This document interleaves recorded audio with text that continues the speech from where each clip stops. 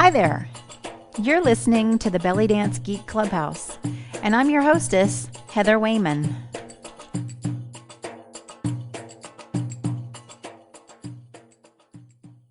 Welcome, everybody. Welcome to episode 68 of the Belly Dance Geek Clubhouse. I am Heather Wayman, director at Belly Dance Geek, and I want to let you know, and everybody that's listening now and later, that if you have a product or a service or an event that you'd like to promote, consider sponsoring the Belly Dance Geek Clubhouse and reaching over 1,500 enthusiastic and engaged belly dance geeks. You can find information about sponsoring the clubhouse at bellydancegeek.com/sponsor. And just a little bit about the Belly Dance Geek Clubhouse, if you're not real familiar with it. The Clubhouse is a place where dancers can get together and geek out on all those things that are hard to get in classes and on DVDs. If you want help with the what, things like moves, combos, and choreography, there are a lot of resources out there for you. But if you need help with the why and the how, stuff like musicality, culture, business, ethics, and composition, that can be a lot harder to find. So every month we interview a different guest expert on different geeky topics, and we always have time for question and answers so you can geek out too. So if you think that knowledge and creativity go together like chocolate and peanut butter, or in my opinion, chocolate and red wine, you are in the spot. My guest today is Vanessa of Cairo. I'm super excited. Vanessa has been living and dancing full-time in Egypt since 2008. Currently residing in Cairo, Vanessa has held contracts in 5-star hotels, notably the Sofitel El Gazira, where she has performed weekly for the past several years.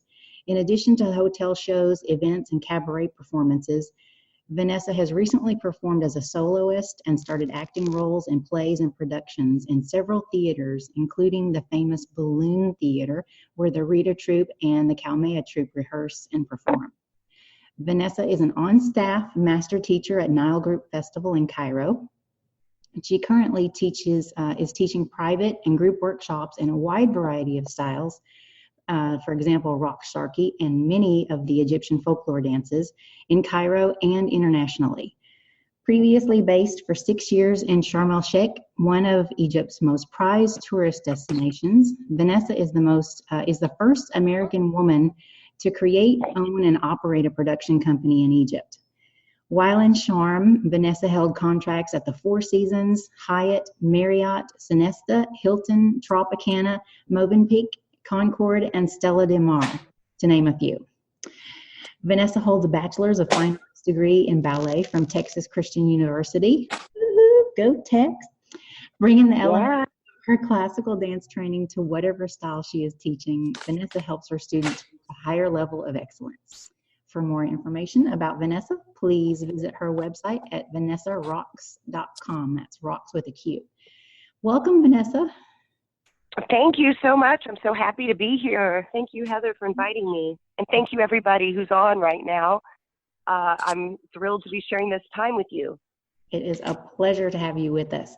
I would like to start off, as we do with every guest, and have you tell us a little bit about your story and help us get to know you a little bit. How'd you get started with belly dance? Yeah, well, the first time I ever saw a belly dance performance, kind of funny. I'm from Texas, so I grew up in Texas, and I was at a Renaissance fair called Scarborough Fair, and it was really the last thing I was expecting to see. I must have been maybe around 16, and I was just there, having fun, and all of a sudden I hear some drums, and a bunch of people are gathering around, and I'm like, oh, what's this? And I was pretty much hooked, and I became like a stalker of the shows that whole season. Like I had season passes, and I think I just went from one show to the next, like back and forth all day. That's all I did. I was like, you guys can go get a turkey leg. I'm going to see the dance show. And I just felt like, I was like, man, I was already doing ballet and jazz and musical theater and other forms of dancing, from the time I was very young. And I always loved dance, but I just felt like it was something I had to learn how to do. And so actually, it's really cool. There were two groups there, and one of the groups was Mia Bella and her partner Luisa, who have Crescent Moon Belly Dance Studio in Fort Worth, and she became my teacher. And I still do events with her and stuff like that. You know, it's wonderful. And then the other group was Isis and the Star Dancers, and I think she's in Hearst. Anyway, she does Yahala Y'all every year. And so it's really cool that these two teachers that were there doing these performances are a big part of the dance community in Texas and have continued to have many students pass through the doors. And, you know, and I know them both and, you know, just enjoy the stuff that they do. So that's how I got started. That was the very, very beginning. And after a couple years, I started to get some gigs in the Dallas-Fort Worth area while I was in college at TCU, when I was in the dance program there, and just got some work experience. And then I moved to New York after I graduated and had the opportunity there to really learn a lot and get a lot of experience dancing with live. It was the first time I really had to dance with live band, because there, back then, they still did that. It was still at least a keyboard and a drummer, and, you know, I mean, there was at least a few guys usually playing. And so I got a really good chance to work with live music every weekend. And then it went from there. But I mean, the beginning was in Texas, and then I got about 8 years of experience dancing with live Egyptian music in New York City. Wow, that's fantastic. So you started your live music dance in Texas, right? Did you have much opportunity to dance with live music while you were in Texas before you got to New York, or how did that work?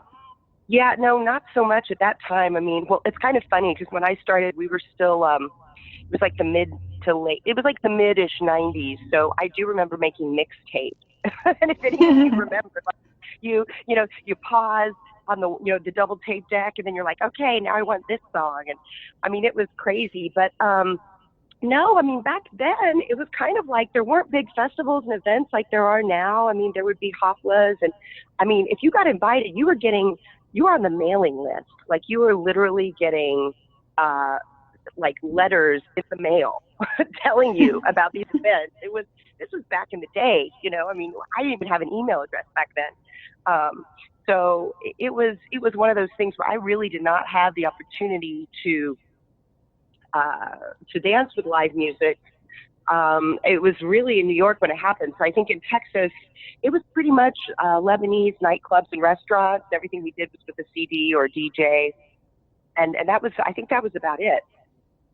Wow. Okay. So when you went to New York and you started dancing with the live bands in the clubs, how did you get an in there? And was it super, super scary? Yeah, I'll tell you something. You know, I kind of always had, I was going to say I kind of always had balls. I mean, that's really the truth. It really is. I don't know. I moved to New York really not knowing hardly anybody. I had like one friend who's a musical theater friend that was there, but otherwise I didn't know anyone. And what I did is I literally got in the phone book and started finding Middle Eastern restaurants. I did not have anybody helping me in that moment. I had just heard of a couple places, and I called this one place called Cedars of Lebanon. And there was a lady named Amal there who was like the keeper of the keys. I mean, she was like, if you don't get through her, you're not going to be working there. So basically, I called and I was like, hi, my name is Vanessa. I'm from Texas. I'm moving to New York. I'd love to make an audition. I mean, she was like, who is this girl? You know, so she was probably like, this is so weird. Like, what is this? So, you know, I set up an audition with her. And there I was, like, literally fresh off the boat, straight from Texas with like bad highlights and a bob. And, you know, I was real tan and my purse matched my shoes and, you know, straight from Texas. And, you know, she was probably just like, what is this? But, you know, I did the audition and I had a bob. So my hair was a little bit shorter, you know, it's kind of Betty Boop-ish. And, and she's like, you know, usually, and she was Lebanese, so she had an accent and everything, but she's like, usually, you know, I would make you wear a wig. She's like, but this is cute. It suits you. You could keep it. You could dance with your hair like that. You remind me of my cousin. Okay. And yeah, and she's like, you've got Tuesdays. Like they had dancing there like every night of the week back then. She's like, you've got Tuesdays, and if you want to do the weekend show, like it was like a choreographed program with the other ladies, you could get with them and rehearse, and you can, you know, become part of the rotation of the girls that dance on the weekend. Well, I ended up getting a job at the Chanel boutique in high-end retail in the same moment. So I really actually couldn't commit to the weekends and other practice times because I had this job. So I was able to do Tuesday nights, but I was able to meet some of these ladies. And through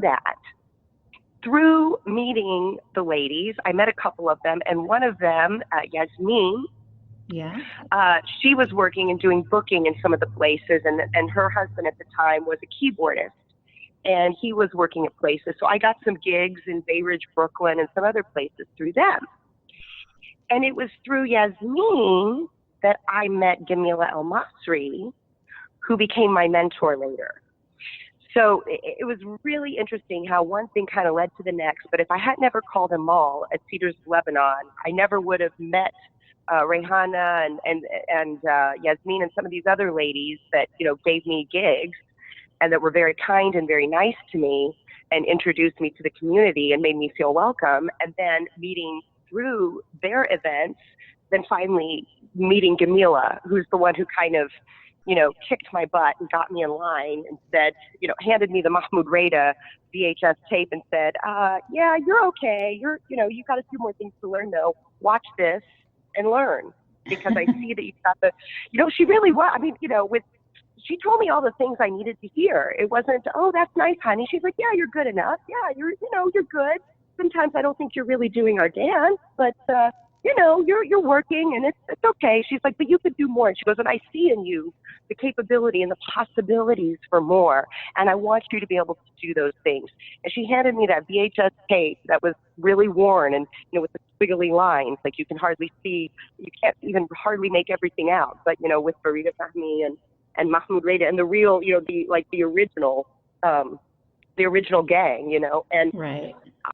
I started to learn some of this stuff. And, and I really feel that if it hadn't been for her, I probably would not have gone in the direction that I had gone. And I probably would not have been able to learn a lot of the rhythms and learn a lot of the different folklore dances. And I don't think I would have been able to be successful in Egypt without that training and without that background and without that context. I think that I was led to her, and she saw something in me, and finally, I mean, I know I was very stubborn in the beginning, but at least I finally did listen to some of the things she had to say, and it all worked out, Yeah. But yeah, it was a journey. But dancing to live music, I mean, I remember it was like, Yalo, just go, just follow, just do this, and I was like, but Yeah. I mean, I'm sure I kind of sucked, but I was young and I was cute, and I caught on quickly.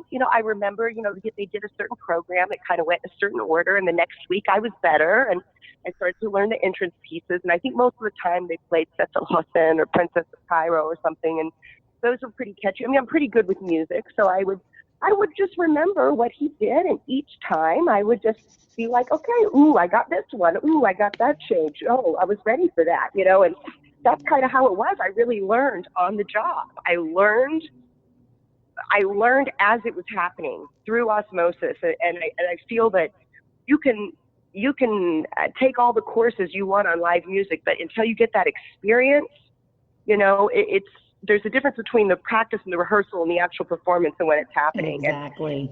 And, we've all been there. We've all been like, I've danced to that song 100 times. Why, when the band was playing, all of a sudden I just froze up, or I didn't know what the heck was going on. You just kind of have to roll with it. Yeah. And, because when you do live music, the band plays it differently every single time.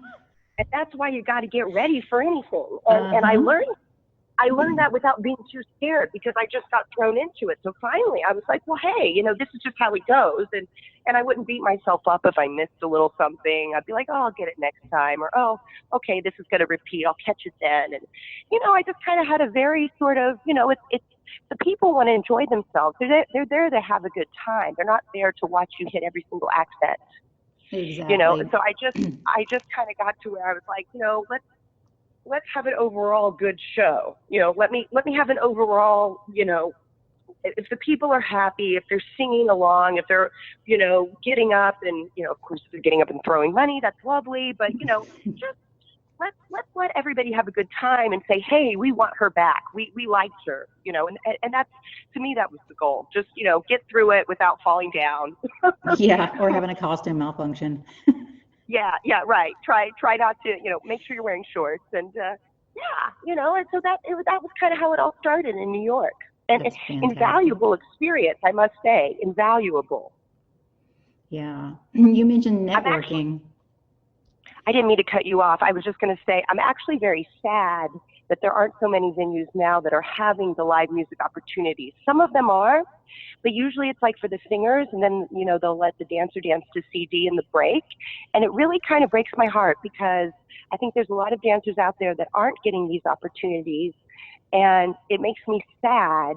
Maybe the places are trying to save money, or maybe there aren't musicians that are really interested, or maybe they're doing weddings and stuff. But it is something that I really cherish, the fact that I had the opportunity to do that every week, because I don't know how much of that exists everywhere now. Yeah, it's definitely, I wasn't on the scene back in the 80s and even the 90s, but I have heard many, many times about how many more clubs there were and how much more live music there was. And there is a much shorter supply of that now. So anytime anybody gets an opportunity to dance to live music, it's golden, Well, and this is not, I'm not sitting here trying to advertise, but if people are interested in live music programs, if they want to kind of have that experience and come to Egypt, there's a couple of live music programs which are happening that I will be involved in the next year.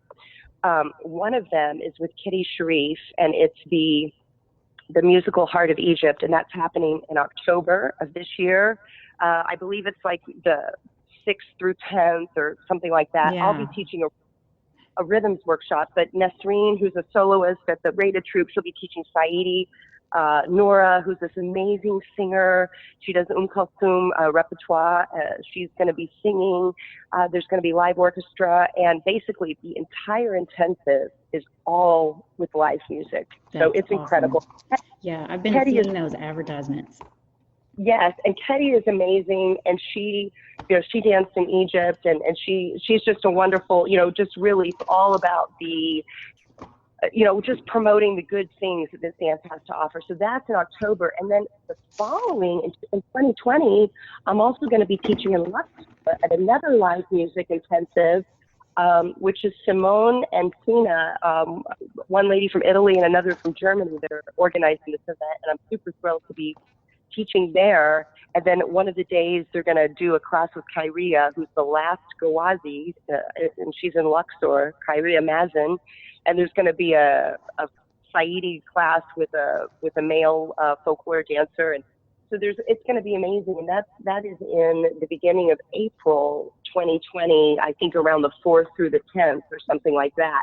Okay, I want to get that information from you so I can put that as on the resources on the episode page. Sure. And I'll put Kitty's program up there also.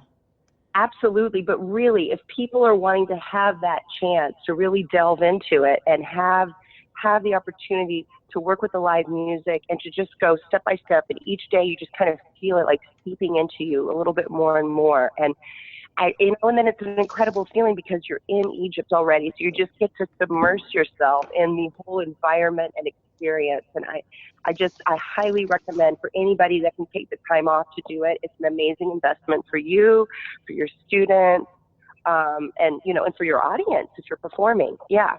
Yeah. Yeah. So getting back to you mentioned networking, and I agree that is such an important thing, because if you can go somewhere and be involved in a festival or a competition or whatever, and it doesn't matter if it's a competition, if you win or whatever, but you are meeting people are seeing you dance, and just like in your case, Vanessa, you never know where it's going to lead, right? Exactly. I mean, I feel like everything does lead to the next thing. And sometimes we don't see our progress, or we feel like we're in a rut, or we're just doing the same thing. But every step you take is a step closer to where you're supposed to be. And sometimes it's a detour, you know, sometimes you feel like, oh, it's not happening. Why? I mean, I remember when I was,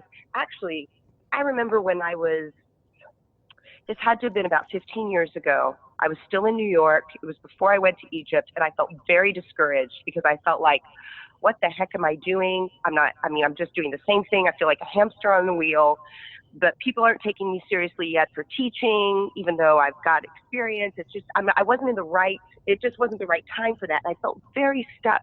And you know who gave me great advice in regards to that was Aziza of Montreal, Mandy Aziza Williams. Mm-hmm.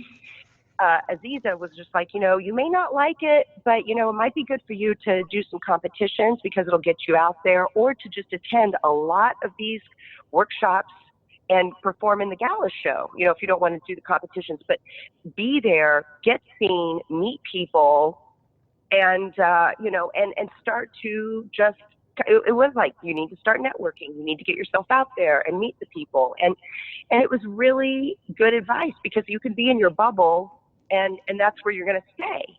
That's right.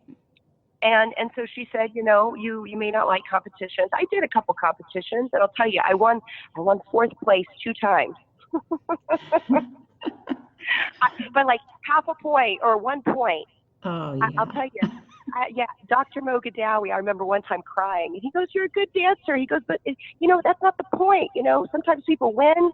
They're not supposed to win. Or sometimes people win. We're even surprised at the outcome. He's like, the main point is that you get up there, you do a good job, you do your best, you learn something, you work hard, and you walk away with an experience. Yes. But he's like, you know, it's not about the winning. And I realized, you know, he was right. I think competitions can be very good tools to help push you to have goals and to, you know, get the stamina to work hard, to train, to, you know, if you're shy, to just, you know, work up the nerve to get up there and perform in front of people and get feedback, and know that sometimes you're not going to like that feedback that you're going to get, and you have to be ready for that. If you're very, very sensitive, don't do a competition. You know, it's not. I wouldn't recommend it. Like, you have to know. Now, see, for me, I was already going to auditions, which is already like a competition in New York City for Broadway and off-Broadway and national tours. I mean, there's 300 girls and they're going to pick 2, and chances are it's not you. So I got told, you know, thank you a whole lot of times. I was used to that. I mean, I was used to, you know, not always winning, not always getting the part. But if you keep auditioning, you're going to get the work eventually. You know, if you keep going, you're eventually going to, you know, get something that's right for you. So, you know, it was, for me, it wasn't, but I do remember, like, I was crying. I was in the lobby and I was feeling badly about it. He's like, you're a good dancer. Like, why are you upset? You did a good job. Like, he's like, I don't know. He was like, it was a very small, you know, it was just like 1 or 2 points. He's like, don't worry about it. And then I moved on. Yeah, it's a growing experience, no matter what happens. Yeah, absolutely. Yeah, and now when I evaluate, you know, competitions, and I remember these things, because sometimes you have somebody and they've really got spirit, you know, but they may not have such great technique, or this one really has a wonderful look and a fantastic personality, but, you know, she's not quite with the music. I mean, there's always something. But I look at the overall thing and I think, you know, we're all so different. It's so hard to judge. How can you compare apples and oranges? Yeah, it's very subjective. Mm-hmm. It is, absolutely. But the networking is so important, because at the end of the day, people aren't always going to remember who won or who lost, but they're going to remember who made an impression, and they're going to remember who was nice, and they're going to remember who was genuine, and they're going to remember who made them smile the whole time. Yeah. You know, and they're going to remember who was gracious, and they're going to remember who made them feel like they were in another place. Hey, she took me to another place. You know, I mean, that's what it's about, isn't it? Yeah, being transported. Yeah. So yeah, the networking is super important. Yeah. So you mentioned you mentioned Gamila, and it's my understanding that she is is also a teacher of yours? Oh yeah. So she, oh my goodness. I mean, to tell you the history of Gamila would be like a whole nother interview. Is Which, that how you got to Egypt? I was kind of following up I was segueing into that. How you got yes. there, Okay. yeah? Well, how I got there was I was encouraged by Dr. Mogadawi to go to visit Egypt. Gamila had always been encouraging me, and so she was more like my coach. By the time I got to New York, I was already working professionally, and I had already gotten my basic training. But I did take classes with her, and I learned a lot about nuance and Egyptian style, specifically, and Egyptian folklore, and many, many things. But basically getting to Egypt, Dr. Mogadawi, who was one of the judges and one of the, he's the one that said, don't worry about if you won or not. He was like, you of all people, if you really love this dance and you are working in this field, you need to go to visit Egypt. You need to go. Well, he wasn't saying you need to go there to work. He was just saying, absorb the culture, learn about it, know what you're doing, just have that experience for yourself. It's going to do a lot for your dancing. It's going to give you some context, the better reference point. So he encouraged me to go. And then I had just some people that I had worked for in New York that thought, hey, you'd probably be able to be successful in Egypt if you tried. You've got a good personality, your dancing's good. I mean, it wasn't like, oh my God, you're going to be a star. It wasn't like that. It was just, I can make you a star. No, it wasn't like this. It was really very much like, hey, you're doing really well here. The people really like you. You've got a great way about you. You could probably be successful in Egypt. So my whole thing was, okay, I'm going to go there. I'm going to see what happens. I got a 6-month open-ended ticket. And, even Gamila was not even wondering, like, she was like, she didn't know if I was going to be turning back around in 2 weeks or 1 month or 2 months later. She had no idea, but she was very, very, very supportive. And, I basically got a subletter and packed 2 suitcases and went to Cairo. And I went there for the Nile Group Festival. I was a participant there, took workshops. And the cool thing is I had already taken workshops with a lot of these teachers. Mahmoud Reda was still there. Hassan Afifi was there. Farida Fahmi was there. And Ida Noor, in that moment, she was still with them. So all of these wonderful, great teachers, all of them I knew. All of them recognized me from the years before in classes in New York and other places all over the States. So I felt, at least, like when I was in class and I was in that first couple weeks in Egypt, I was like, well, at least, I felt like not like a complete stranger. Mm-hmm. And also, I had moved already to New York on my own. I was like just in Egypt figuring out like, how it's going to go. So basically what happened at Nile Group is I got invited by one of the teachers, Ihab Ateya, who I believe he is based now in Germany. He was doing this really fun, kind of funky, modern jazz type Oriental piece. And I did the duet with him for the Teacher's Showcase. And it was there that another teacher named Gabi Shiba, who is a Lebanese, he's a dubca master. And he had a production company in Cairo in that time. He was working in Egypt, and he saw me dancing with Ihab and thought, hey, do you want to come and work with my production company and do some gigs and do some duets, do some group dances, do some solos, just do some work for these weddings and things. And I was like, sure, yeah, that's cool.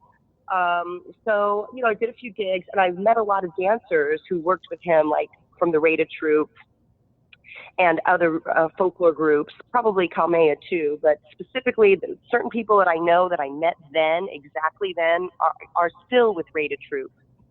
And I've even danced with them in some of the plays, which is pretty cool. So it's a very, very small world, but through these guys, they were like, oh, there's an audition for a video clip. Oh, there's an audition for a show in Luxor. There's an audition for this, for that. These guys, that I met in the work with Gabby, they're the ones that always called me about other types of gigs. So the door opened for one thing, and then it's just like an explosion of gigs and things to do. And pretty much, if you're a foreign girl who's a classically trained dancer who could also do, rock sharky, it was good for me because a lot of dancers who were belly dancers couldn't necessarily pick up choreography quickly. But, my Bachelor of Fine Arts degree was in ballet, so I'm already a trained dancer, and I could do the lifts and I could do the other stuff. So it was very good for me to be able to do other types of things too. It made me more marketable. And so that's how it all happened. I got this job in Luxor in this show, and that was my first contract. And it turns out the choreographer of that show was Hassan Afifi, who had taught in New York City the year previously. I believe it was 2007. And I had seen him already at Nile Group that summer. And then 2 months later, he's in Luxor, and I was, I just came up to him and I was like, oh, hey. And he's like, oh, what are you doing here? It was really cool. I mean, it was the first time I really felt like I belonged, and I felt like I was part of something. And it really felt like, I can't believe this is happening. How weird. A year ago, I was taking his class in New York, and now I'm here on the stage with him, and he's setting a piece on us. It's pretty in cool. Cairo. How about that? No kidding. And that was in Luxor at that time. That Luxor. Yeah, you said that. Mm-hmm, yeah. But what's interesting about that too is like years later, a lot of the dancers that I worked with in Luxor, I still see in Cairo. They're either working at the Balloon Theater or they're doing plays and events, and they're doing other types of things. And we run into each other all the time. And we always joke, because every year we're like, oh, it's been 8 years. Oh, it's been 9 years. We're like, it's been a decade, and it's funny, I see their progression and what they're doing. Some of them were, kind of baby dancers, and now they're, in the Cairo Opera House, and they're trainers. And so we've seen each other work really hard and become more successful in our field. And it's really incredible to watch your colleagues continue to do what they're doing and stay in it. And that makes me so happy when I get to see people, doing their best. That's fantastic. Yeah. Great. Well, you've mentioned plays, of course, dance gigs. What other kinds of work, what all kinds of work are you doing over there? Well, what I'm doing now mostly is freelance work in Cairo. So I work as a freelancer with different agents and managers, whoever I want to. I don't stay with just one person, because when I was so after Luxor, my partner Yasser and we've been together for over a decade. And so it's like he's been very supportive and helpful in the work that I've done. I mean, of course, I have to do the work.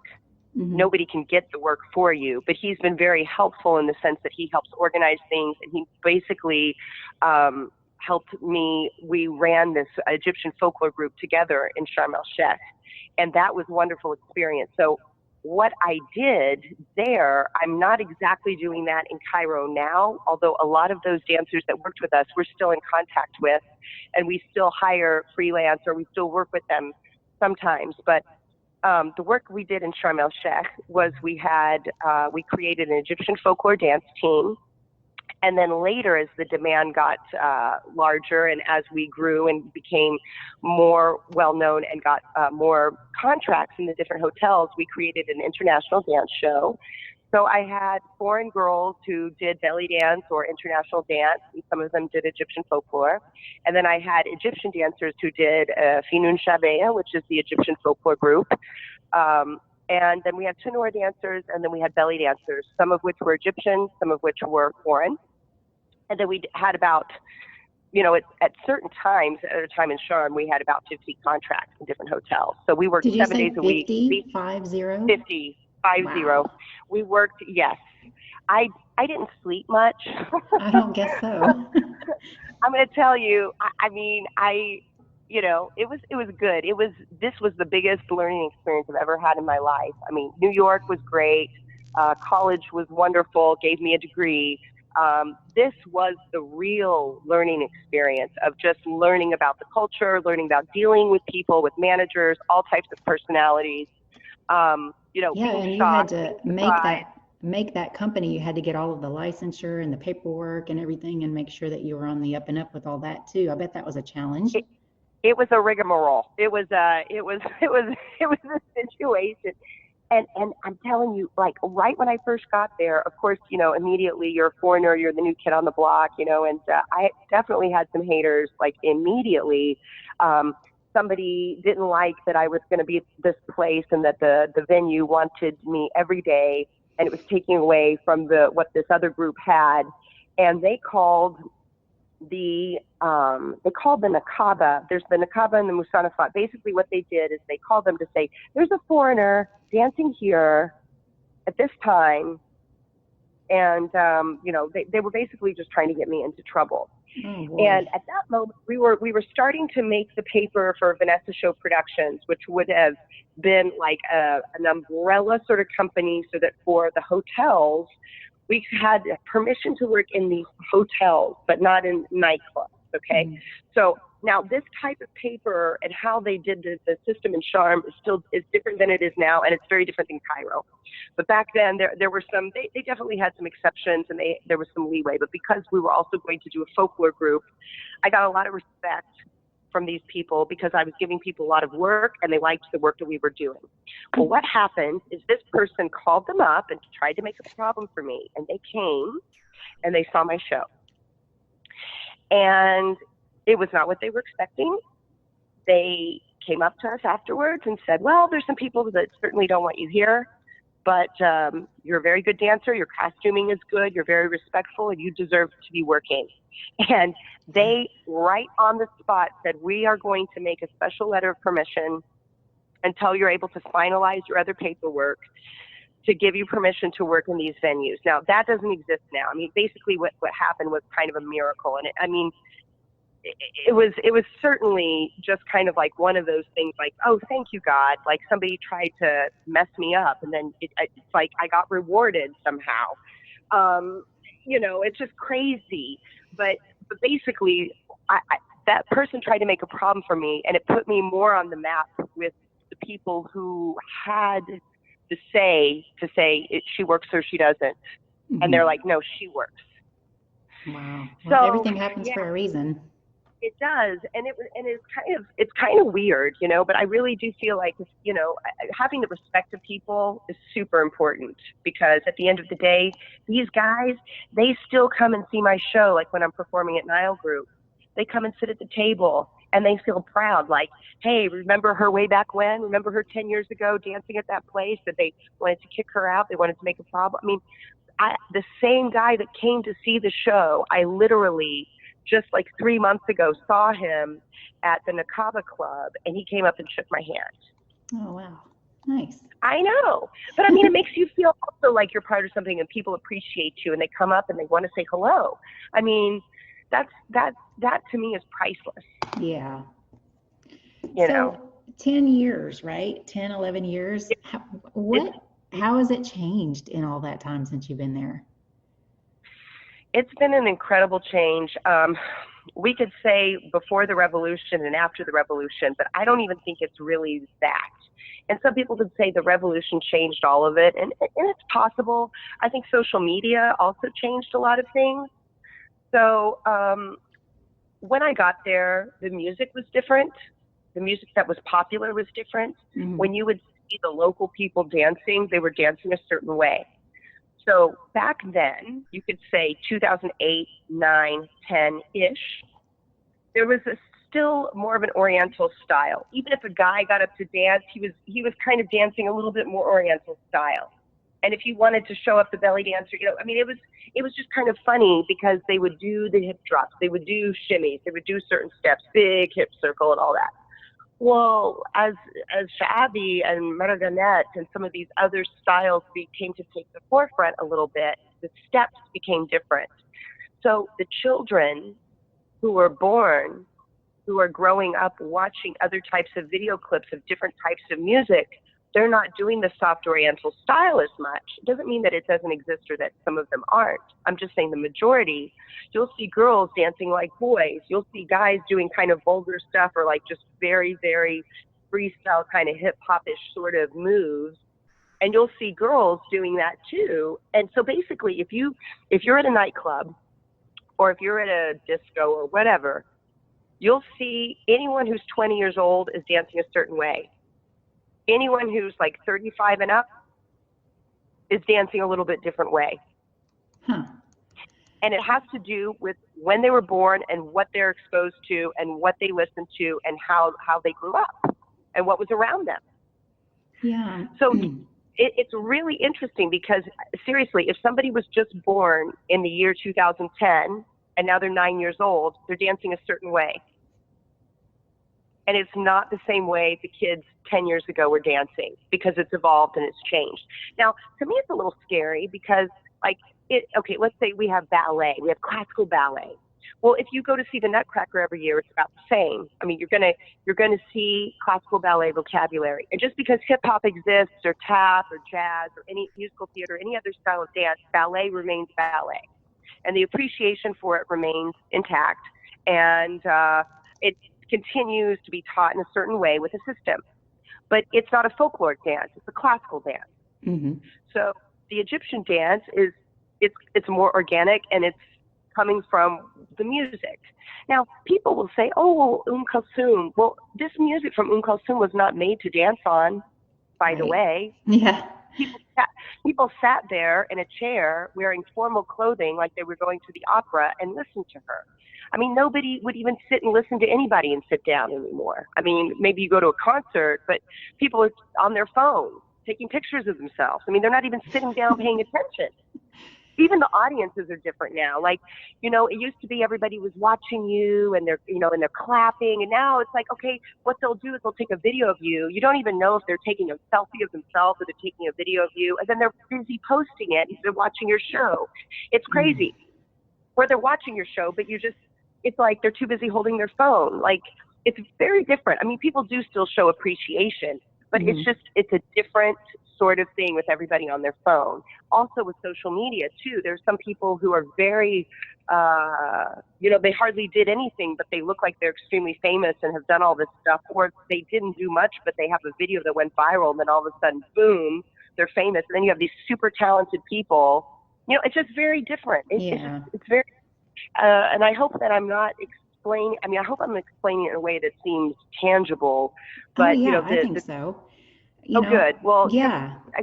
There's things in my mind, and I feel like a scrambled egg, so I'm trying to say it all. But I mean, the main point is that it's not just about the revolution. People can say, oh, well, there's all these problems, so that people got angry and they were making this music. It's like, no, I mean, music evolved in America too. Yeah, it does everywhere. It's a living art form, It is, and it's breathing and it's changing. So I also feel that social media has affected a lot of things too, because people are seeing what they're doing in other cultures and Western cultures, and then they're liking that, or they just want something new and different, and so they're saying, well, let's do this. Yeah. So it's I just hope that they can still appreciate the classics and they can still appreciate certain things while also embracing the evolution of the new stuff which is coming out, and that would be wonderful. If they can just find that balance and do that, that would be great. It shouldn't be replaced. It just needs to be in addition to. Yeah, I agree. And I think as teachers, we have a responsibility to continue exposing students to the classics. Ding, ding, ding. Yeah. And when I first started dancing, I remember thinking, it was back in the day when the belly dance superstars were very big. Shakira was big. What's her name? Starts with an R. Not Rihanna. Was it Rihanna? I can't remember. Anyway, that was the big thing. And I remember going onto YouTube and watching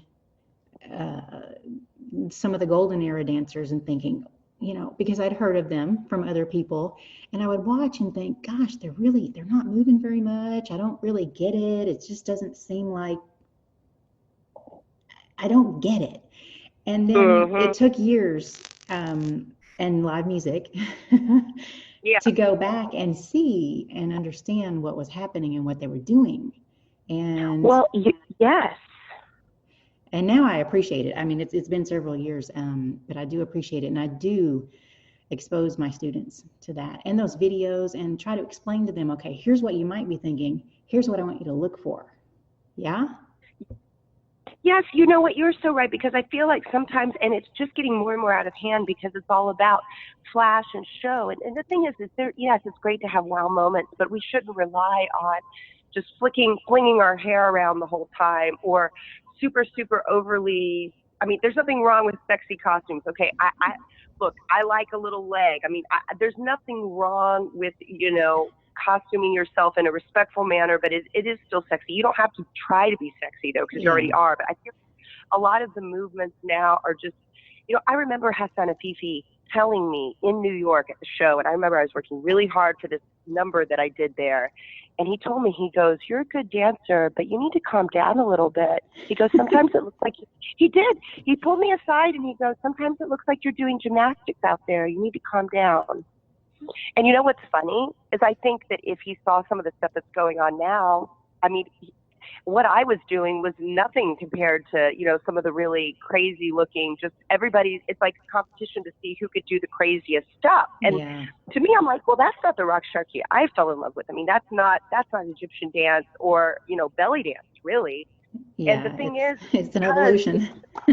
Yeah, but here's the thing. There's nothing wrong with certain evolution, okay? There's nothing wrong with things becoming, I understand it is a very individual sort of thing, but because it's been individual, some people just take it as a free-for-all, and they're like, oh, I could just, do whatever the hell I want. And I feel like if you were doing karate, you have to follow the forms of the kata. If you're doing ballet, you have, there's these positions and these certain types of things that you're going through. Certain things have a standardization, and they have but what's hard is when it's based in something which is very organic, it's kind of like we've been doing it backwards because we're trying to make a system for something where a system didn't really exist. But then in the same time, it's like, well, how do we keep the essence of what it is without losing it while we're trying to do, pirouettes and kicks and tack, tack, tack, and sometimes I look at things and I'm like, this girl is gorgeous. She needs to be doing jazz dance. She needs to be doing contemporary, or, call it a fusion piece, because there is nothing wrong. I come from another dance form. I come from other dance forms and backgrounds. Okay, I chose to do Egyptian style and Egyptian folklore in Egypt because that is what they were wanting. And do you know what?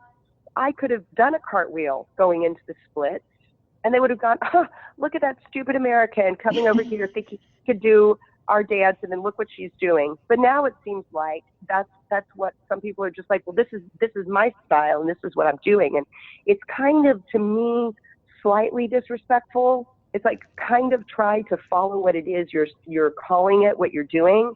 And, I mean, if you're making a dish, like if you're making a pie, are you going to put beef in it? I mean, maybe it's a beef pie, but I mean, I'm just saying, like, keep the ingredients of the dish. Right. I understand. Don't make lasagna and throw a big, chicken leg in it. I mean, it doesn't belong there. Right. Yeah. Yeah.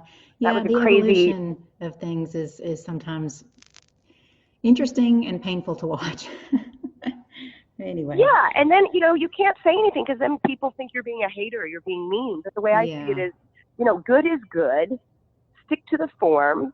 There are certain things that we can do to, within that form, within the vocabulary. Absolutely. But then, don't just go off on a tangent thinking that, I mean, I don't care if you've been dancing for 8 years. What does that mean? What kind of accreditation does that give you? Or all of a sudden, well, you've been doing this. I mean, you see some people and they have this long resume, but I'm like, but have you really studied? Have you really done the work? That takes time and years and effort. And the idea of paying your dues, and seriously, I mean, I remember I just wanted to get gigs. I didn't care about dance history. I didn't care about folklore. I remember those days very, very clearly. I was one of those people. I just wanted to put on a pretty costume. And there's nothing wrong with that either. If you just want to, I get it. But at a certain point, if you are going to be responsible for other dancers coming up, you need to know what you're talking about. And if you don't know, don't act like you know. Say, you know what, this is not my realm of specialty, but so-and-so really knows all about that. And refer your student to, hey, take a workshop, take a private lesson, ask so-and-so about, this whatever topic it is that you're not, don't act like you know it all and just give them an answer. It's not cool. Like, try to help promote the awareness and support other artists who also have knowledge and talent. Right on. Yeah. Yeah. I wish I was sitting next to you, because I'd say cheers, bitches. Yeah, give me five. Oh, Yeah. okay, I have to ask you this. You mentioned the revolution, and were you there when that was going on? I was in Sharm el Sheikh, so I was Okay. in Egypt, but I was basically away from the problems. And to be honest with you, we felt it. Yes, we felt it Yeah. very much, in the sense that the business went down, but we didn't feel it in the sense of there's riots happening next to us. It was actually very calm where I was. And I remember my mother saying, "Oh, please, just like have a suitcase ready in case you need to go." And I was like, "Okay, Mom, I promised her." I was like, so I made a suitcase, like my emergency escape suitcase. Your But the bug out point is, bag. I was just, yes. So, but this is the funny thing. So, okay, so I packed the suitcase. Now, first of all, in order to get to the States, I would either have to go to Europe and then fly, so to not go through Cairo, or I'd have to fly to Cairo, which is where everything was happening, Right. and then fly from there. But I was like, okay, whatever, Mom. Like, I'll listen to you. I'll do what you say. So I make the suitcase, and basically every day I just start taking things out of the suitcase and wearing them. So then, like a week later, my suitcase was empty, and I had worn all the clothes that were in my suitcase. I'm like, yeah, it's just not happening. And then I put my suitcase away. But I did. I tried. I tried to do the little emergency suitcase situation, and I was like, this is silly. Well, So, you did it. I You was just didn't there. keep it. That's all. Yeah, exactly. But yeah, it was interesting, because a lot of dancers in Cairo didn't find themselves having any work, because it was just all going to hell in a handbasket, and lots of them came to Sharm. And so I had a lot of dancers that had been, in fact, some of the dancers were like, "Oh, Cairo's where the real work is, and Sharm el Sheikh is, just when you need to do a gig or just for fun, or it's not serious or whatever." And some of those people, they were like calling me on the phone. They're like, "Do you need anybody?" Right. It was kind of funny. I was, "Oh, now we're good enough for you." Yeah. But you know what? The Four Seasons is the Four Seasons, and their standard in Sharm el Sheikh is just as high as it is in Cairo. So, where the places where we worked, I mean, the work was the work. It just happened to be in a very, very beautiful place. But yeah, we felt it in the sense that, well, fortunately, I was working in good hotels, so they still had clients, but some of the little hotels did close. So, like, some of the smaller businesses closed, some of the folklore groups, they had trouble keeping work. We told anyone, hey, if you want to go home to your family, feel free to go. Like, we were working more on a skeleton crew.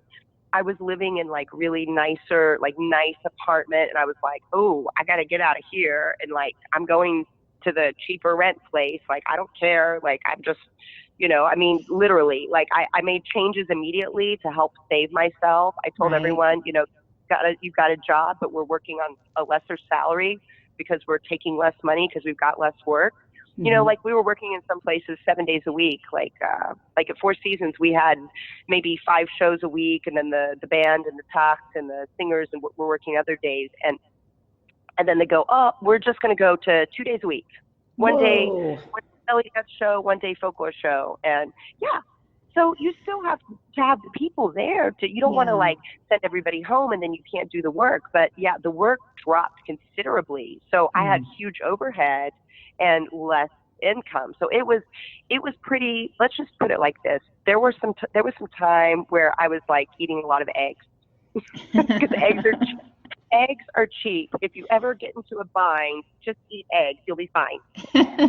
Okay, good to know. Yes. Okay. Well, that's interesting. But so fast forward. I know that just recently, what was it about? Was it March that you did the play at the Balloon Theater? Oh yes, certain hope. Yeah, the Bali Hamdi. Yes. So this, oh my goodness. So first of all, the director of this play, his name is Dr. Adil Abdu, and he is the chief of the Masrah Balloon, the chief of the Balloon Theater. So he just, in the last year, he was already directing and doing tons of things for the Ministry of Culture, but he became the head of the Balloon Theater, overseeing all of the productions and things which are coming out of it. So the Balloon Theater is a government-run theater and endorsed by the Ministry of Culture. Now, what's really cool is the actual Minister of Culture, Madame Inez, she's a woman, okay? The Minister of Culture in Egypt is a woman. And they actually have about 7 ministers who are women in Egypt, which is amazing, and I'm so proud. Yeah. Yes. So I've met a couple of them, but Inez, I had the opportunity to perform for her, which was really, really cool. But this play was directed by Dr. Adil Abdu, and we had a couple of stars. One of the star singers, Marwa Nagy, I'd worked with her a year and a half previously for the grand reopening of the Balloon Theater, which was called Bethel Fan, which is House of Arts. And that was also directed by Dr. Adil Abdu prior to his becoming the head of the Balloon Theater. So what I learned there in the theater is that a lot of people, it's all a very small world, and you need to do a good job because, you know, people are watching you. Sure. People are watching you. So I was just a little, you know, I was dancing in the other show, you know, as a ensemble, you know, with the ballet, you know, duet, partner work, lifts. And it turns out my dance partner, Sameh, actually danced. He's a wonderful dancer who's danced for years in various capacities in Cairo, but he actually danced with my group for a couple of years. And, you know, he's very, very clever and picks up choreography. He just has to watch something and he does it. I mean, it's amazing how these guys learn over there, because they really learn on the fly. I mean, they just pick it up. It's just a totally different way of absorbing the information. It's really interesting. But, very visual, huh? Yeah, very well. A lot of these guys, they don't have tons of formal training. It wasn't like they got to take a lot of ballet classes. They were just like, here, learn this, yalla, let's go. And like, seriously, even for video clip shooting, sometimes people will just be doing the dance in front of the camera and people are just following. Like, they barely learned it. They barely had a chance to learn it. Like, that kind of thing would like send me to tears. You know, if I was like 18, 19, 25, you know, I'd be like, oh, like you're at an audition. I had to learn how to learn things quickly, but this was ridiculous. But anyway, so I digress. So the point was that at Balloon Theater, what I learned is everybody talks about everyone, everybody knows everyone, everybody works with everyone. So they're watching you. So you've got to be nice, do a good job, and, you know, and then, you know, inshallah, the next time you get a little more, or they see you doing something. So how it all happened is, Dr. Adil Abdu had worked with me before, so he knew what I could do. And he had wanted me to be part of this production, but I was traveling. I was traveling to the States because I had workshops and things to teach and to do. And so I had started rehearsing with them, but then I had to leave because I already had my contract. And I was like, I'm really sorry, but I've got to go. Yeah. And this is the second time something like this would happen. Did it go longer than it was supposed to? Is that why you started and weren't able to... No, I had to leave before it opened. We were in rehearsals and it hadn't opened yet because they were running late. They always run late. Yeah, okay, yeah. You know, they always say, inshallah, we'll open. They were supposed to open at the beginning of December, and they're like, inshallah, the middle of December, inshallah, the end of December. And then, you know, it was just like, okay, well, now I'm going. Yeah. So I felt horrible, but it was like, okay, well, you know, I did the rehearsals and stuff, and then it was like they hadn't opened yet. I'm like, well, I've got these things, so when I come back, if you guys are still working and you want to put me back in, you know, I can do it. I mean, it was like, what can I do? Like, so how it all worked out in the end is he had given me a speaking part, which I had to do in French, and I don't speak French, by the way, so that was an interesting little endeavor. I do have, see, this is what I've learned also. Just say yes, because I could be like, no, I don't speak French, but I have a friend who's French. She can coach me. It's just a few little lines. So here I am, an American girl in Cairo, speaking French. I mean, it was just silly, but say yes. You know, I love it. just say, okay. You know, I mean, at the end of the day, most of the Egyptians, their French isn't perfect either. I mean, some of them really do speak French because they went to the French school, but, you know, hey, it's it might not be much worse than my Arabic, so why not? Give it a whirl. Yeah. So I learned the stuff phonetically through my friend who coached me, who is French, so she gave me very good pronunciation. Anyway, I do all of that, and then I'm, dancing some solo for Alf Layla wa Layla. And so what he did is he ended up having the stage manager, one of the stage manager girls, she took over my French lines. And then for my part, which was the solo part, he just didn't put anyone in there. He just let the boys and girls do their part. And then literally he just popped me right back in to my part when I got, he just said, when she arrives back, just, have her let us know. And I did a rehearsal backstage with the boys and girls so they know, like, hey, let's try not to have any collisions on the stage. I didn't even get a dress rehearsal because they were already running. It was literally like the curtains back here. Just let them know, okay, I'll do my best. I see you're doing this grand jeté here. I'll try to be here so you guys don't kick me, and then I'll move back. And I mean, it was really like the first day I was like, oh, am I going to get whacked in the head? Like, we made it. We made it. And, and so it was really fun to get to go back into that production. And then it got extended. So, I had, we had a lot of days of performance, and it was wonderful. And how it was in that particular production, this was none of the dancing was Rakshaki. None of the dancing was Oriental dancing. He was using the songs of Bali Kandi, but he was having the boys and girls do more kind of modern and balletic sort of vocabulary and movement. So I was dancing Alf Layla, and every song was sung by a singer. Every song had a singer. But Alf Layla was the only song which was done as the orchestration only with no words. So I was the soloist. Instead of there being a singer singing the song, I was the soloist with the ensemble of the group. Very cool. Which was amazing. And so how it all happened was we didn't know, I didn't even know what costumes the boys and girls had. So I had two costumes that were very, very covered, literally from neck to toe. I had like a solo bit, which is it means like a unitard sort of thing with the mesh. And I was wearing beige shorts, like long, like everything in the balloon theater, you have to be able to say the Minister of Culture is there, ambassadors, other people are there visiting. You have to be respectful and covered. Even the rated troupe, what the girls are wearing, it's more covered in their costuming. So if I was doing anything with any Oriental, I had to especially be very aware and careful to make sure that I didn't, offend or, anything like that. So I had one beautiful costume that was like a beige and gold, and I had like the leggings, with rhinestones on it. And then I had a really beautiful Iman Zeki costume, red, with, I had mesh inserts put into it so that it was completely covered and everything. And that worked out really well. But when I saw what the boys and girls were wearing, it turns out they were wearing the colors of the Egyptian flag. They were wearing red, white, and black. And the girls were wearing pants. I thought they would be wearing dresses, but they were literally wearing, it kind of looked like a tuxedo sort of thing, and they were wearing black pants. And I thought, okay, you know what? I've got like a black unitard that Iman did for me with like rhinestones on it. I thought, oh, I've got this mesh top, So basically I created this outfit from costume pieces that I had that looked a little bit more kind of what it was that they were wearing. And then all of a sudden, since I was wearing pants, I was like, well, I could do pirouettes. I could do the fouette turns at the beginning that the boy was doing, that he wanted me to do already. I can do all this other stuff now that they're doing that's similar to their vocabulary that I couldn't do before in the dress.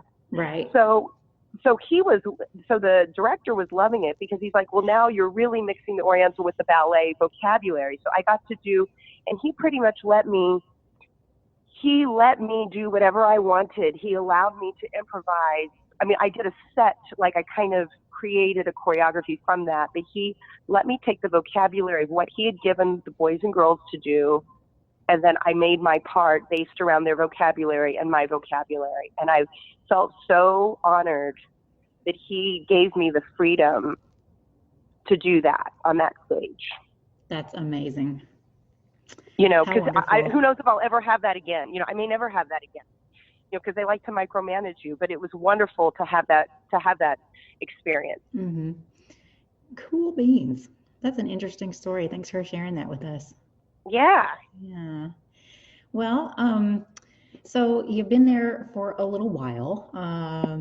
Is there anything that you wish you knew that you know now that you wish you'd known then? Well, there's tons of things I know now that I didn't know then. Ha ha ha. Well, of course. But if there's something, is there something that you know now that you wish you knew then that would have made it a whole lot easier to do whatever, make the production company, I don't know, something. Let me put it like this. If myself now could go back in time, I would say, because the thing is, these experiences, I almost feel like even the bad things that happened helped me. Yeah. So I would just tell myself, don't expect things to run on US time because they're not. Don't get frustrated because, don't, I didn't throw in the towel, but there was a couple times where I almost did because it was just so frustrating. I would tell myself, listen, just keep going, but understand that a lot of people out there, they're not always going to be able to tell you the truth or to put it straight. So just know how to read between the lines, know how to read people, understand that things are going to take time. And also, you can't take it personally. There's tons of people that are super talented and they don't get the opportunities. They just don't for whatever reason. It doesn't mean you're not good. So, don't let other people's vision of you affect how it is you feel about yourself. Because at the end of the day, you could say, oh, I had this dream to work in Egypt, but, sometimes at what cost? Like, to be honest with you, if I went there right now, if I went there today, and I hadn't had the experiences that I've had now in all of these years, and I just showed up, I'd probably be like, what the hell is this? I don't want to be dancing here or there, or I wouldn't like what it is. And I'm not saying it's all bad, but it's different, and it's not really the scene that I would be loving. Like, for example, some of the venues now, they have the girls dancing on the bar. Well, I'm not going to poo-poo the girls that do that if that's what the venue wants, but you're not really going to find me up there. Yeah. It's not what I want to do. Even 10 years ago, I probably would have gone, but I did it once at a New Year's party, and it was the last party of the night. I thought, to heck with it, it's New Year's. But you know what? It's not where I'd be going every week. I need a stage. Yes. I need to dance on a stage. I'm not dancing on a bar. But again, I'm not sitting here trying to poo-poo anybody. But right on. The thing is, what I would say is, it's never going to be what you expect. So you need to not hold on to what it is you think it's supposed to be, because it's not that anyway.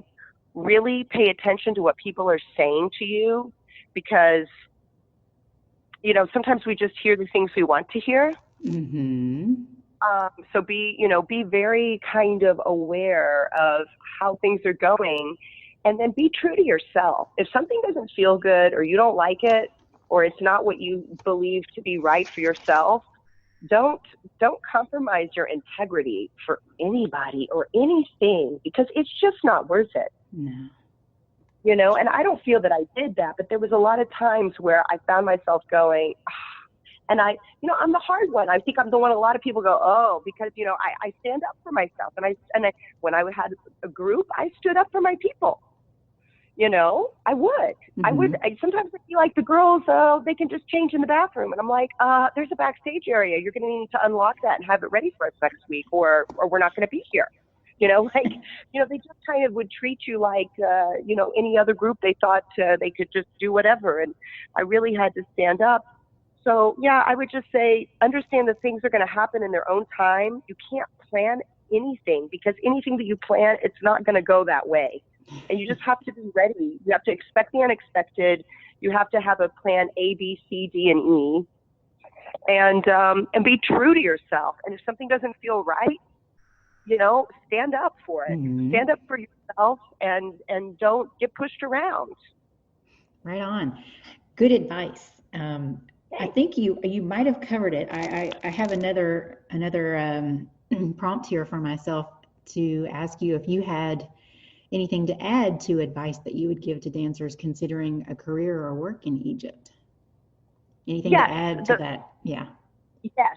What I would say is, because I went over there expecting to have an experience. I went over there saying, if I get work, great. If I don't, I'm going to have an incredible experience. I would first not try to focus on get work, get work, get work. Because you know what? You can get work. You can get illegal work immediately. You can find a whole plethora of guys that will be very, very happy to take a cut of your money and make you work in all kinds of places. So it's not hard to get work, any work in any circumstance. What it is hard to do is to get good venues and to get the right sort of rates and to get into the kind of work that is not cutting down and breaking the market. So don't go there with the idea of, I'm going to get work, I'm going to get work. Go there for the idea of the experience of learning what it is, and then go and do your homework. Go, and maybe your first trip isn't going to be the trip where you're going to get the work. It's going to be the trip where you see what is happening, who is where, and why. What are they offering? What is going on? Get a real gist of the situation at hand. Don't just go and say, oh, so-and-so wants me to work on a boat. I mean, it's for free, but who cares? I'll get a video and I'll post it, and now I can tell everybody I'm working in Egypt. I mean, do you see what I mean? There's a lot of people. I understand it's an experience and people want to have that experience. I get it. I understand. But some people are so over enthusiastic that they end up destroying what other people have worked so very hard to get. Yeah. And when we fight to have the rates and we fight to just, have things be, it's not even fair. I mean, to me, it's, I feel like we deserve more, but when they know that people will do it for less, this is when it starts to become, so if you give them an inch, they'll take a mile. So don't be too desperate. Don't be too overzealous, and be aware of those other people. When I went to New York, it was the same thing. Maybe I stepped on a few toes, but I really did try to go through the right channels, and I had to learn a few hard lessons, and I think that sometimes people, they just go somewhere and they don't care. They just don't care about what they're doing. They don't care about the mess they make, and they don't care about,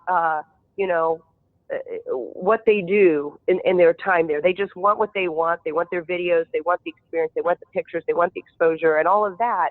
But they're not thinking about how that affects everyone who's been there and is dealing with the whirlwind of basically Cairo turning into a bus stop. Well, I want to expand on that just a little bit.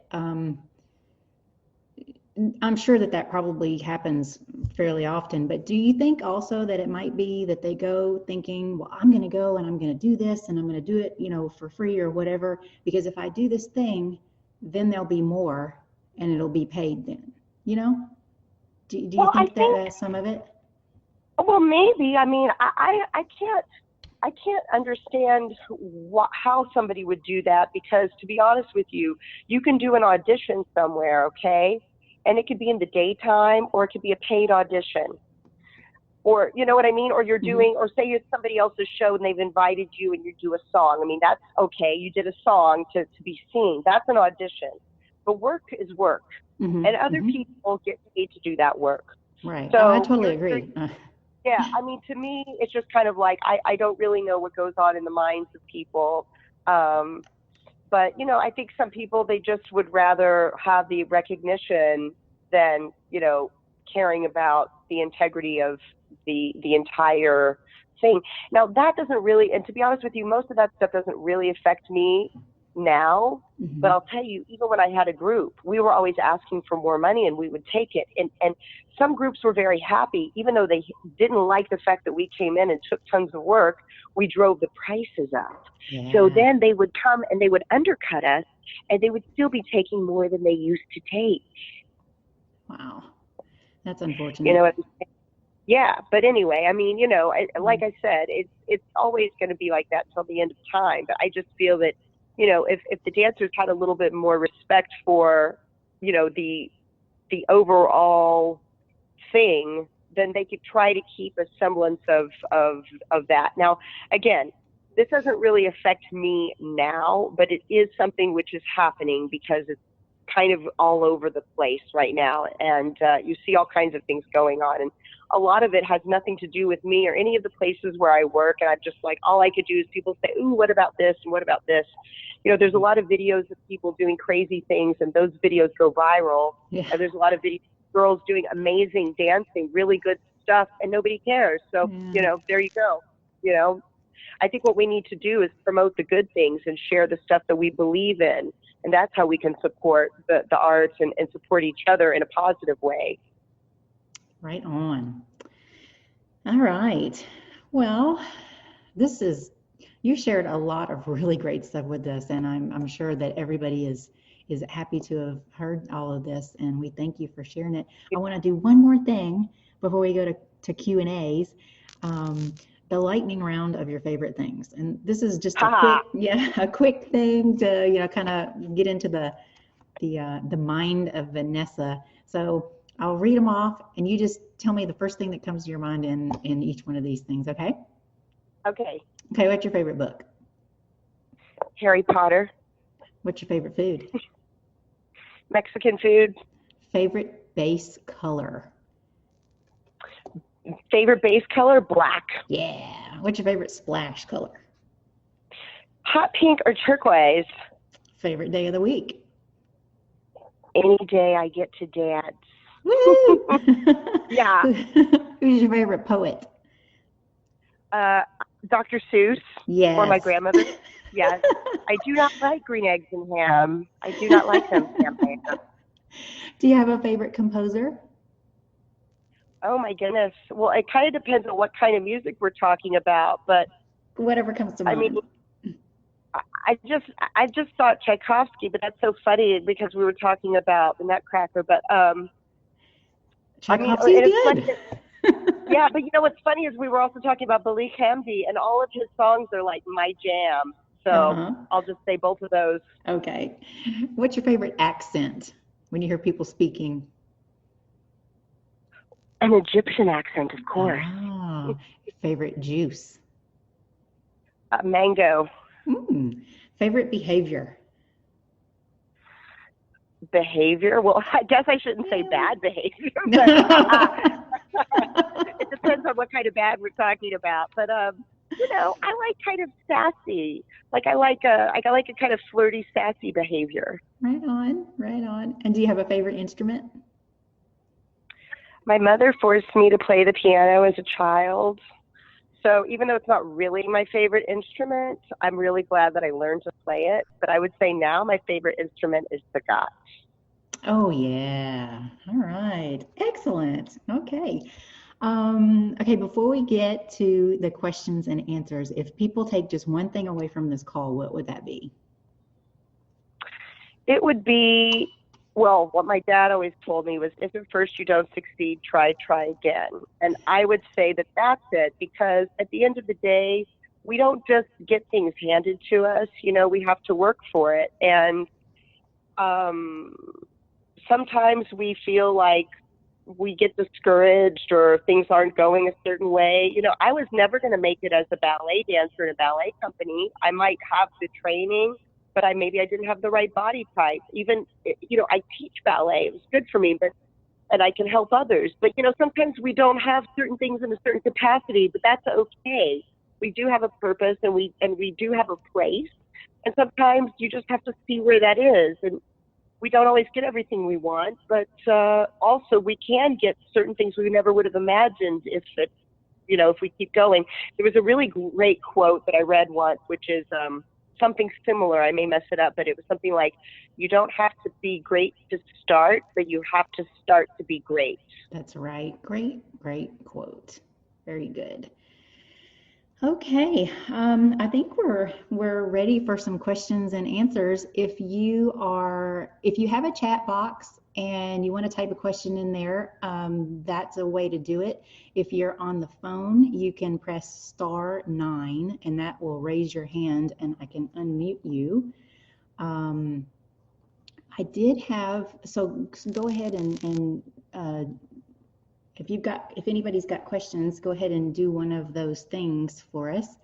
And I'll start off with a question that I found on one of the Facebook groups, I can't remember, I think it was Belly Dance Matters in Facebook, Liz wrote that she was studying Arabic hand gestures used in Sha'abi dance, and she wants to know if there's a cultural meaning to the hand gesture that dancers will do when they cup their hands together and kind of point their fingers downward, like when they're doing hip accents. Can you tell us about that, Vanessa? You know what that means? I think I know what you mean, but I'd have to say, I mean, first of all, there's a certain way that you hold your hand if you're going to do like one of those kind of snaps. Mm-hmm. I mean, there's certain things that are certainly, like, there's certain gestures that are not good, like vulgar. Like, for example, if you put the middle finger kind of going up and you kind of wag it back and forth, like, that's the same thing as flipping somebody off. So there's certain things that sometimes, like, you could hold your hand a certain way and it might not look good. But I think that particular one, it could be, I don't usually see, like, if you're just going to be somewhere watching men or women just dancing, they're not necessarily making that gesture so much, but it's kind of an older, to me, it kind of reminds me of an older style. Like, it seems like it's a little bit more of a kind of stylized thing from like an older sort of style, which now people are putting, like, you see choreographers putting that gesture back into their choreographies and movements. So I don't want to say it's super cultural. It's certainly not shabby oriented. I mean, if anything, it looks like it's more of an older style where people are kind of revisiting certain places where the hand can go.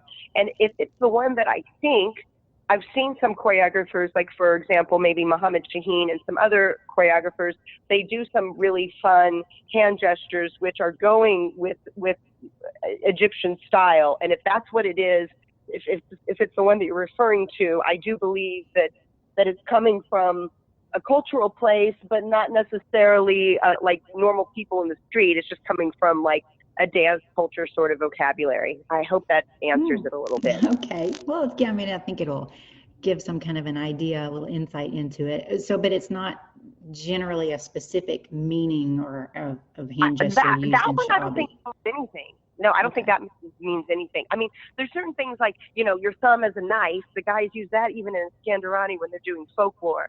Like, your thumb is out, and that's like, you know, your fist is in like your palm is like closed like a fist, and your thumb is out. That's like a knife. I mean, that's something specific. But that is not. It doesn't have a meaning. I don't believe it's just a gesture. Okay. All right. Well, thanks for that. Sure. Oh, okay. Sophia's got her hand up. Let me see if I can figure out how to make this work. Unmute. Okay, go ahead, Sophia. Hi, can you hear me? Yeah. Vanessa, can you hear her? Absolutely. Hello. Hi. I met you before. Remember when you came to New York to do the workshop with Natalie Nazario?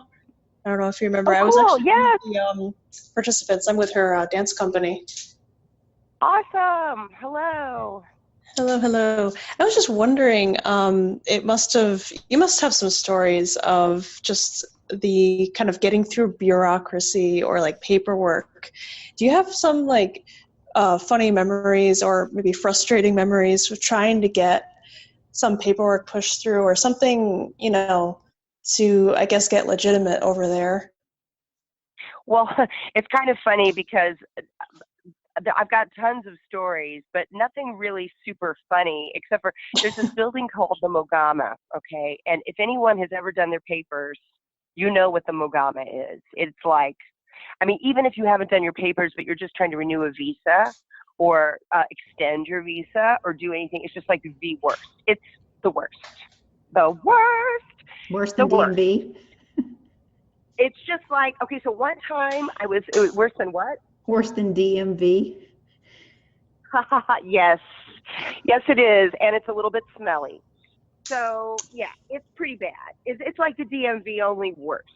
So anyway, I was there one time in Ramadan. Now, first of all, these people are fasting. They're not in a good mood. Nobody is in a good mood. Everybody's thirsty. Everybody's hungry. I'm being, pushed around, go to this window, go to that window. Nobody wants to help. Nobody's smiling. Everyone's just like waiting for the sun to go down. Anyway, I was so thirsty. I had to go. I was like embarrassed to drink water in front of anyone. I always have water in my purse.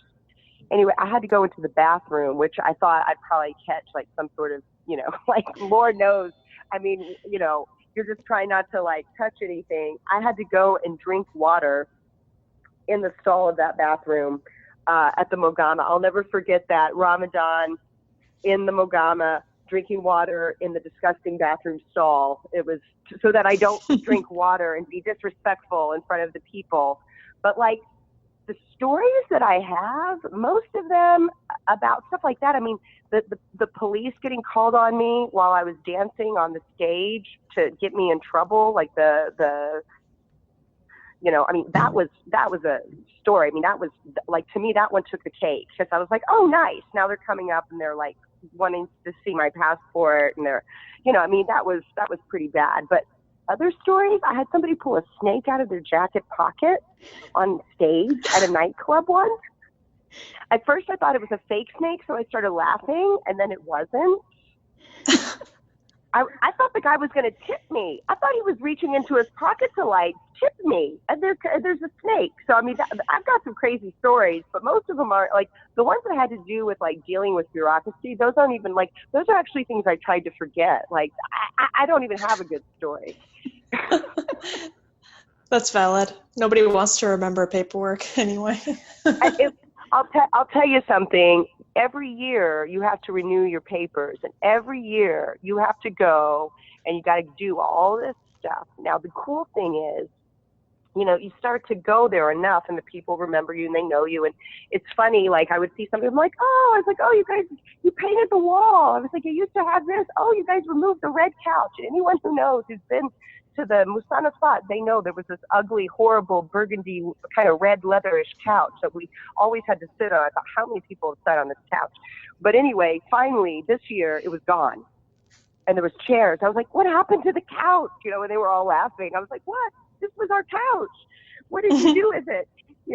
So, you start to become friendly with the people, and, I'm just glad, I just try to get in and out of there. And, it's like, I'm not a morning person, but yeah, it's one of those things. You just got to deal with it. It's just one of those things you just have to deal with.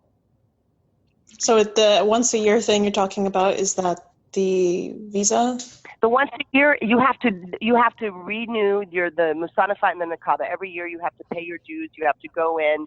They can always deny you, they can always deny you. But once you're in the system and you've had your paper and you continue to have the proper paperwork, you renew it and they renew it and you pay your thing, and that's how it goes. So yeah, it's one of those things. Some people have a contract through a hotel. Some people have a contract through a boat. Some people have a contract through a company. It's all different. So, but yeah, it's every year, no matter who you are. Even if you're Egyptian, you still have to go in and renew your license and your paperwork. So yeah, everybody's got to do it. And sometimes we see each other. I'll run into people. We'll be like, oh yeah. And you've got a little bit of a grace period. Usually it's the first couple of weeks. I start to do it before the new year, so that on New Year's, if people want to cause problems for you, you've already got the receipt that you started your paperwork for the following year. But you can't really finish it before the year is done. So then the next like 3-4 days of 2020, it'll be like a cesspool of like all these people like coming out of the woodwork to renew their stuff. So yeah, it's a situation, but it's how it goes. And everybody does it at the same time every year? Well, if you wait till February, then you've gone a month and a half with no paper. So no, but I mean it's all due on January at the beginning of the year for everybody. Yep. Mm-hmm. So like say if it took them 6 months to get your papers in order because you started as you came and you got everything set up, you're gonna have it. It's gonna expire at a certain time. So when people are like, oh, I'm getting my papers in order, like most of the time there's tons of people who don't have that, and that's fine. I mean, whatever. But the point is that you're never gonna be like, oh, my papers go. I got them in June, so they go through June. Nope. I They see. expire at the end of the year. Whoa. Your contract with the hotel might not. Your contract might continue for however long, but you still have to get a new paper every new year. So that's how that goes. Yeah. Thank you, Okay. Sonia. And I hope I see you in New York. I'm going to be passing through. And next year, I'm also going to be in Connecticut. So maybe I'll see you then. Oh, yeah, sure. Yeah. Thank you so much for calling. And please send Natalie my regards. Will do. Thank you. Yeah. Thanks, Sophia. Do we have any more questions? Anybody else? Going once? Going twice? Sold on no more questions at this time. All right. Well, so we did talk about a lot of things. Yes, we did. It was really, really good. Don't run off, Vanessa. I want to thank everybody for coming. This is the end of the call, but the conversation isn't over. We have the private Facebook group for the Belly Dance Geek Clubhouse, and shortly you'll get an email with an invitation to join that group if you're not already in it. And it'll also include the call recording, a link to resources that Vanessa mentioned in the call, and a survey asking for feedback. For topics, speakers, improvements, anything that I can do better to make this a better experience for you. And I also want to let you know that the next call is coming up on Thursday, October 29th at 2 p.m. Pacific. And we're going to have Dawn Divine, or Davina, on how to think like a designer when shopping for or making costumes. And lastly, this clubhouse is the come on in kind of clubhouse. It's not the no boys allowed. So if you know somebody that would be interested, please invite them to join us at bellydancegeek.com/clubhouse. And until next time, happy dancing. Thank you so much. Thank you, everybody. Thanks for listening. For more geek-tacular resources, visit bellydancegeek.com.